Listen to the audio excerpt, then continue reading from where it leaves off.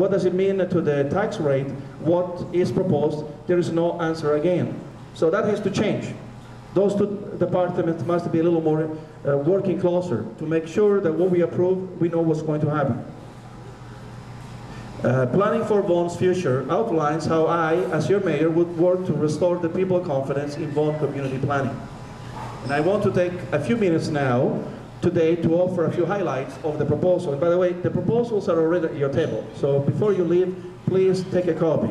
Under the headings, Action at City Hall, my proposal includes creating a developer registry, just like the lobbyist registry, so that we know who they are, posting plain language explanation on planning decision on the city website. I mean, when we do approvals, when the city approves something, there is nothing wrong to tell the people what has been approved, so that they know and they don't get surprises. Both of those actions will open up for residents and business the process of planning our city, something that has until now remained a mystery to too many people. And as a result, they have not only lost confidence in the process, but they have become suspicious of it. And that's why when some of you go to city to apply for something, sometimes you see so many people against your application. It's not that the people are necessarily against it. They just don't trust the system, and they, quite frankly, they believe that the worst is what you're proposing.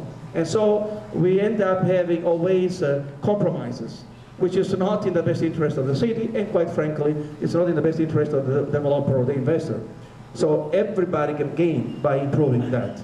Under the headings of building good communities, I propose developing aesthetic standards for all the buildings, possibly differently in different areas. So in an area, we should be a little more consistent with the aesthetics. People don't want to see mishmash of architecture styles with no consistency or connection. It detracts from the beauty of what you're building, quite frankly. Part of the building good community, I believe, is improving relations with our neighbors. And for instance, there isn't hardly any communication with the city of Vaughan, which is our bad neighbor, nor with the region of Peel.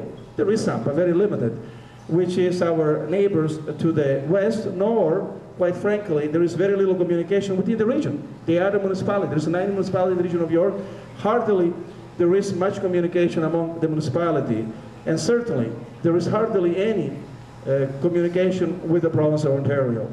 Yet it's so important that we communicate with the province of Ontario. The only time that people communicate with the province is when they want a highway to be built and paid by the province, or they want the hospital to be built and mostly paid by the province. But there isn't much more than that. Now, if you want to get a good response from the province, then you better be their friends, you better work with them. And if you have to disagree with them, do so.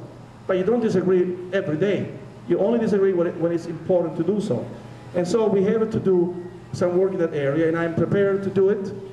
And quite frankly, if the people chooses me as mayor, that process will start on the 25th of October, just after 10 o'clock, when the results probably will be known. That can start at that time with me.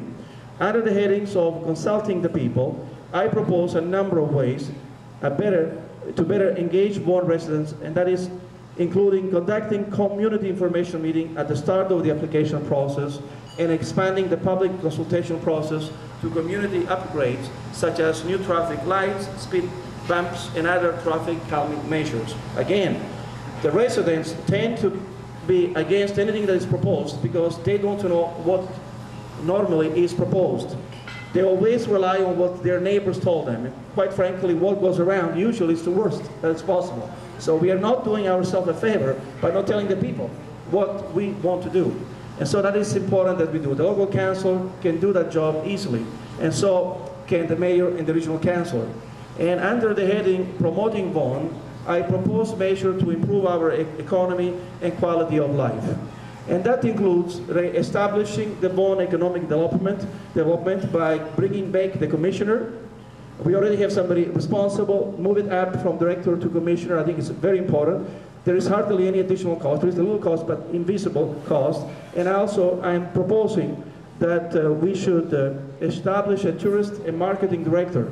We have already a person doing that type of work, but it's on as a consultant. I'm suggesting make it a directorship position, develop strategy to build on Canada's Wonderland, on the McMago. We have assets in Vaughan that are second to none.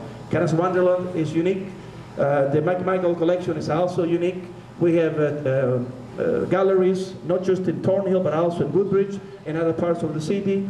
We have the biggest shopping center in Ontario, the second largest in all Canada, which is the Vaughan Mills.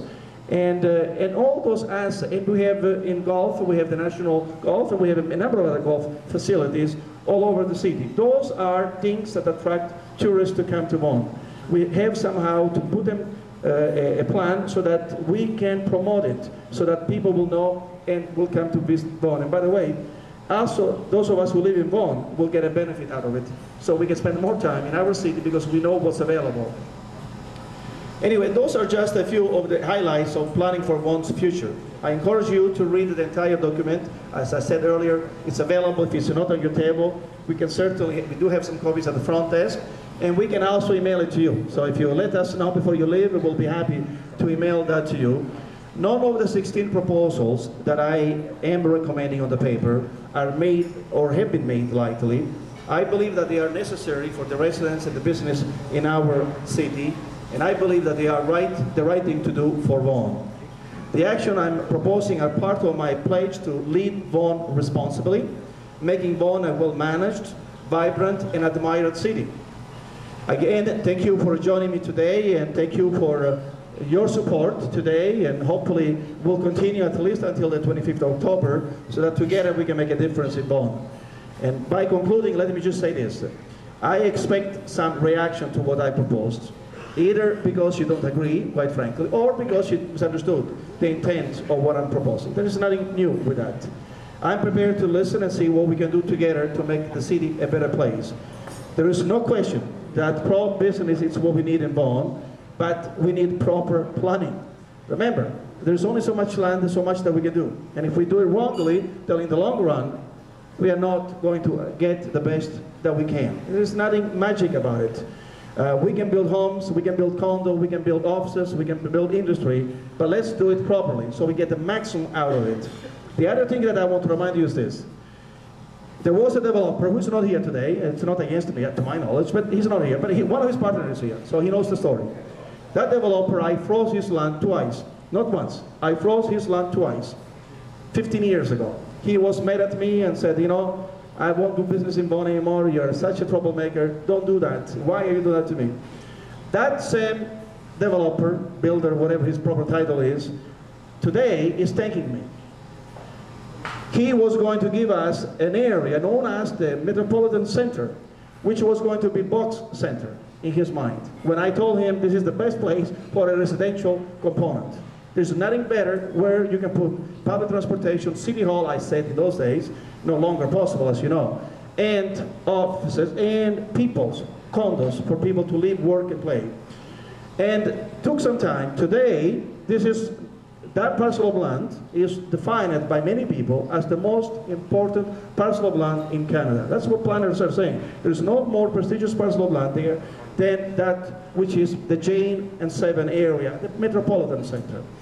Bottom line, if that developer wasn't forced to slow down, we probably would have had something which is not acceptable today in that location. Because of what we did, or because of what I did, quite frankly, we slowed down the process, and now we are planning the best, in my opinion, city center that you will see, including Toronto. Toronto, in my opinion, doesn't even have that. So you can see that sometimes things do turn out properly, as long as we have good intention. I only want to give you this example as a good way of listening sometimes to other people's opinion, so that it's going to be in your best interest financially too. Again, I thank you. I'm going to mingle more with you. That is all formally. And please talk among yourself at your table. You may find out that there's more to what I am suggesting. And again, let me know. A nice email from any of you, negative or positive, will be very much appreciated. Enjoy the balance of the lunch. Enjoy your company. And I thank you again for being here today. Thank you.